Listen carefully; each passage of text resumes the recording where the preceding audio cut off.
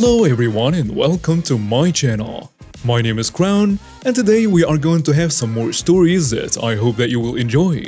But before we start, it will be so much appreciated if you would subscribe to the channel, like the video if you enjoyed it, and maybe leave a comment down below. These simple clicks would mean a lot to the future of this channel and really reward the effort that I put in every day. And now, without further ado, let's go! First story. Aggressively speed through a residential neighborhood? Now your car is wrecked and it's your fault, dumb Baba jerk. So this was quite a few years ago. One day my kids were skating in a quarter pipe when this truck comes around the corner with a Baba driving. He sees my daughter come off that quarter pipe and instead of slowing down, he floors it and rips past my house still accelerating while yelling something about keep out of the road jerks. I yelled also slow down. The following weekend I'm out mowing my lawn and I see this guy coming, so I walk out to the edge and try to wave him down to talk. And Baba floors it again, laughing like a maniac as he goes flying by with his engine redlining. This guy is a nut. So I went to the hardware store and picked up 3 of those 3-foot orange safety cones. And I put a sign on each one of them. Slow down, residential neighborhood, kids at play. A few days later I come outside and find the cones have been run over. I already know who did it and I'm pretty angry. Like really angry. And in that anger I came up with the most brilliant plan. I went to the hardware store and purchased 3 new cones, along with cement and steel bars. I filled those jerks with rebar and cement and let them sit. After the cones were ready, I put them back out on the side of the street by the house with the same 3 signs as before. And it did not take long. 2 days later I'm in my garage tinkering and I hear that freaking truck engine revving up as the Baba goes pedal to the metal. I look up just in time to see his truck steer towards the shoulder to run over the cones. And it was a beautiful sight like none I've ever seen before.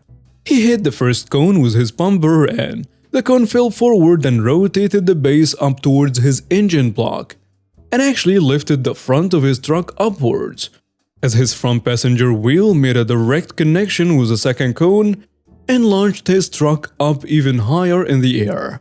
The third cone also made a direct hit on his right tire suspension as his truck came down to a screeching halt. There were fluids running out from under his truck and his passenger tire was angled inwards at a 90-degree angle.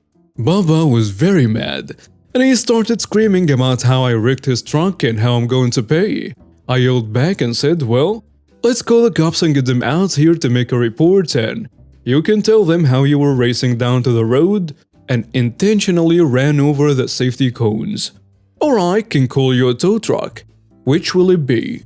We called a tow truck, and I never did see Baba drive down my street anymore after that incident.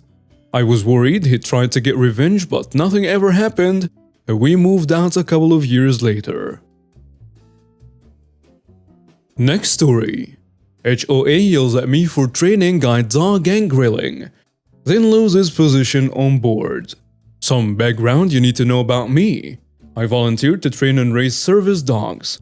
My fiancé says clearly I have a look that says I'm weak and a pushover. I have constant encounters with Karens who are just not ready for my responses when they engage me. I have been in the military for 17 years when this happened, and I was responsible for managing over 130 service members. I am anything but a pushover. I work with civilians, so I have cultivated a polite exterior because I was counseled for looking unapproachable and scary to civilian counterparts. The story. As I said, I raise service animals, so I fall under the ADA when it comes to regulations on where and what I can do with my puppy. We will call him O. O is an amazingly behaved black lab of 6 months. I have cultivated a level of trust and obedience where I can leave him in a sit with other dogs around so long as I'm in eyesight he will stay. I have raised a few pups by then and I would never have done that with them, But O is amazing, and I can't wait to get him back after his tour of duty helping Mrs. C be independent. I meet the HOA Karen one Saturday. Me, my fiance, and O were going to head on a road trip to visit my fiance's parents. In our preparation, the last on the list is always getting the kids to use a bathroom before a long trip. So we head out. O gets busy, and I grab a bag to clean it up. I put him in a sit-stay and hand a leash to my girl, and I start walking to the trash can. It's about 100 feet from where we went. I have clear line of sight to the dog, and he is sitting pretty and alert and watching me intently for a hand clue or voice command. As I'm walking, I hear a womanly screech. I don't really hear it well, but it sounds angry. I ignore it and keep walking to the dumpster to deposit my waste bag and turn around to head back to my two favorite people. It is then I make eye contact with the HOA Karen. Well, she's your typical Karen. Not an inch over 5 feet and has the same circumference. The short chopped hair that says I'm the manager now. She looks me in the eyes and I finally listen to her shrill scream of your dog must be on a leash and in your hand. My county state law says so I will call the cops. Now I don't do ignorant, and respect given is respect earned. I was willing to try and de-escalate. My fiancé owns a condo and is super non-confrontational. So for her, I tried to bring it back down to civil levels of discussion. In a polite but firm voice, I asked if she even looked over at the dog before she started yelling at me. She just bellows like a banshee again. I repeat, this back and forth happens 3 or 4 times. At this point, she hasn't given respect, so none is required to be given back. I break out and my voice is loud, firm, and clearly states I'm done with your nonsense, lady. I clearly tell her if she would have taken 2 seconds to look, she would see the dog is sitting on a leash in someone's hands. She stops bellowing at me, looks and turns a bit red in the face and musters, "You could have just said thank you." Which I curtly replied with, "Shut the heck up and get out of my face." She waddled quickly off till tucked into her condo door. My next meeting with her was when I was grilling. The HOA states no charcoal grills and no smoking barbecues. I was born in the north, but as a military guy moved to the south when I was 2, there is a difference between barbecuing and grilling. Barbecue is 12 plus hours with coals of hardwood and wood smoking. Grilling is cooking meat on a grill instead of the stove. The HOA put out a reminder, no barbecuing on the premises and no coals. So I was like, awesome, get a small propane grill. It's not barbecue, but it's better than nothing. So I was out grilling and I hear that banshee cry, all too familiar now. Again, she didn't come up to me and talk. She just started screaming. So I looked her right in the eye and with the same firm voice I tell her, "Shut the heck up and go away.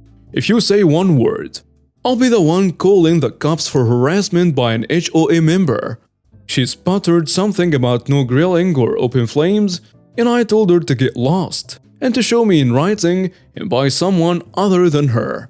She waddled off and then I was approached by the HOA president with the HOA bylaws and said to read them, during which my fiancé started a conversation with them about another issue we were having with them. She was in the middle of having the state attorney's office ask some questions about activities they were trying to force her into paying for. It wasn't going well for the HOA and she took this opportunity to introduce herself. While she may not be confrontational, when it comes to small things she will stand up for herself when it comes to it. Her introducing herself changed everyone's tone, and they became oh so polite. Karen tried to play the victim to her and say I was mean and could use some manners when engaging with people. I love my soon-to-be wife. She let the lady paint her tale of how she was a victim. When she was finished, she looked her dead in the eyes and said, "You know I was the one holding the leash. And I was standing right here when he was grilling.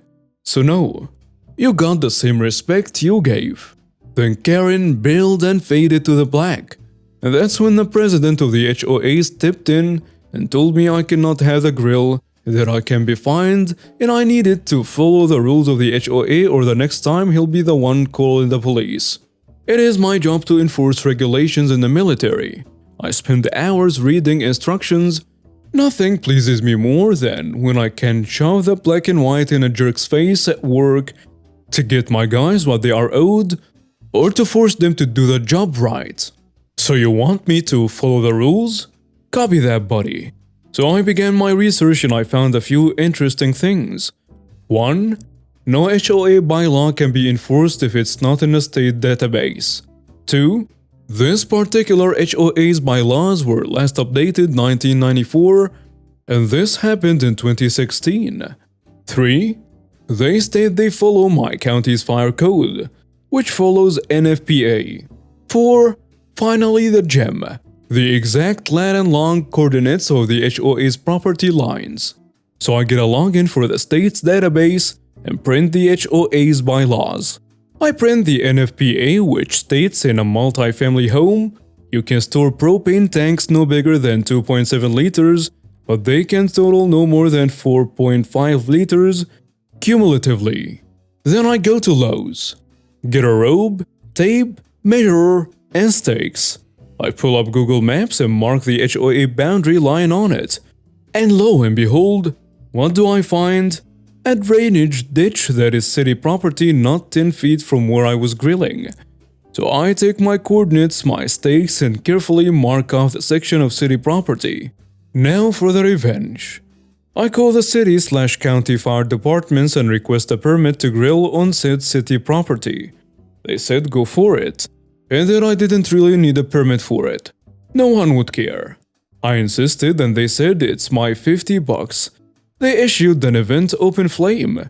So with both permits it was $100, but I got permission from the city to grill there for 6 months. The next day at 07, I went to set up. I carefully measured so I was at least 3 feet into the city property. And set up my cooler with enough meat and beer to grill for thousands of people. Then waited for the fireworks. It did not take long for Karen to come screaming at me. I mean, I was 10 feet from the community pool and 3 feet from the sidewalk gazebo that led to the pool. I just hit record on my phone and politely told her she has no need to yell and I'm breaking no laws. She kept screaming about no grilling and how she's tired of me and she's going to get me arrested and kicked out if it's the last thing she does. She hasn't liked me since she saw me and has just been waiting to get me kicked out. And now that she knows which condo is mine, it is just a matter of time till she finds something. And she goes on and on. I guess me being polite and showing zero fear was pissing her off, and she tried to come take my stuff. Big no-no. As she reached for my cooler, I broke out my military voice and told her that if she so much as brush a finger against my property, I would remove the offending body part with force if necessary. And this sent her scurrying off again. About 20 minutes later, I see 2 cop cars pull up, and also Mr. HOA president himself. He's old chummy with the cops, and as they approach, I hear him say, "Yep, same guy. I already told him once before he can grill on the HOA grounds." He comes to a stop about 10 feet from me. One cop stays with him, and the other keeps walking up to me. I have a big grin on my face. I can hardly wait for the conversation to happen. The cop is slightly off-put by my joyous face. A slight giggle when I ask what seems to be the problem, officer. I get informed that I'm in violation of the bylaws and have been warned once already, and I'm going to receive a ticket for disturbing the peace, for threatening the HOA when they were trying to enforce the rules, and a ticket for illegal storage of flammable substances, on and on. The last was, if I didn't pack up, I will be arrested and removed. Now that he was done, I first handed him my permit from the city to grill. He took it, walked back to the president, and they discussed it for a minute, then returned, saying you can get a permit from the city to grill on private property. I then showed him the coordinates for the HOA and the Google Maps gridded drawing and my current GPS location. Mind you, I'm still smiling while handing sheet after sheet to him. because the grid was not all on one sheet and had addendums. Took about 4 minutes to explain it to him. As I was about to hand him more, he held up a hand to stop me. He then asks how long I had planned this with a smirk. I told him, oh, about a week. And he gave me a look of disbelief but moved on.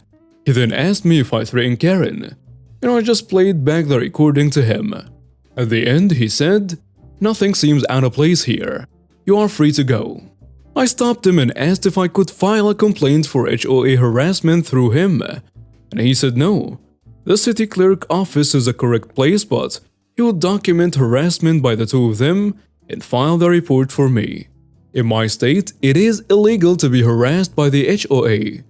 It comes with jail of a few months, fines as high as 5K, and immediate removal from the board, and the possibility of recovery of damages. Serve them right. And now we have reached the end of today's stories. Thank you for watching and see you next time.